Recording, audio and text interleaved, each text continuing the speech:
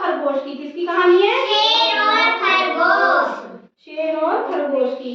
जंगल में एक शेर रहता था। कौन रहता था? शेर। वह हर दिन शिकार करता और जंगल के जानवरों को खा जाता। क्या करता था? शिकार करता और जंगल में जानवरों को खा जाता। जंगल के सभी जानवर बहुत डरे हुए रहते थे उससे और परेशान भी रहते थे।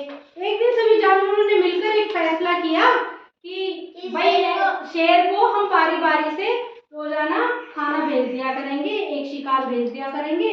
कम से कम और लोग तो शांति से जी पाएंगे। जिसकी बारी आएगी वो अपने आप वहां चला जाया करेगा।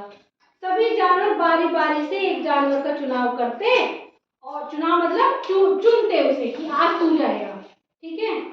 और उसे शेर की भूख मिटाने के लिए शेर की गुफा में भेज देते थे। एक दिन जंगल में एक छोटे खरगोश की बारी आई। किसकी बारी आई? खरगोश की। खरगोश बहुत चालाक था। उसने एक उपाय सोचा। वह शेर के पास बहुत देर से पहुंचा।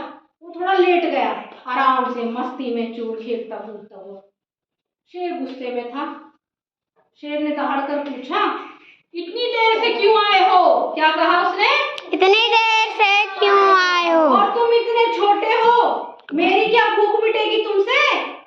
मेरी तो भूख भी नहीं मिट पाई। खरगोश कितना सा होता है? इतना सा खरगोश होता है ना। खरगोश बोला, महाराज जब मैं आपके पास आ रहा था तो मुझे दूसरे शेर ने पकड़ लिया। क्या कहा उसने? जब मैं आपके पास आ रहा था तो मुझे रास्ते में किसी दूसरे शेर ने पकड़ लिया। मैं बहुत मुश्किल से बचकर आपके पास आया हूँ। मैंने दूसरे शेर से कहा कि मैं अपने राजा के पास जा रहा हूँ, मगर उसने मेरी बात नहीं मानी, ठीक है। और कहने लगा, इस जंगल का राजा सिर्फ मैं हूँ। क्या कहा उसने?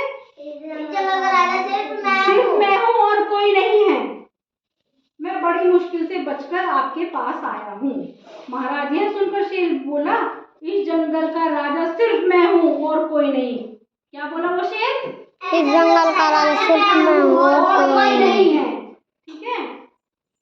चलो मुझे उस दूसरे शेर के पास ले चलो, ठीक है। खरगोश शेर को एक बड़े कुएं के पास ले गया। कहाँ ले गया?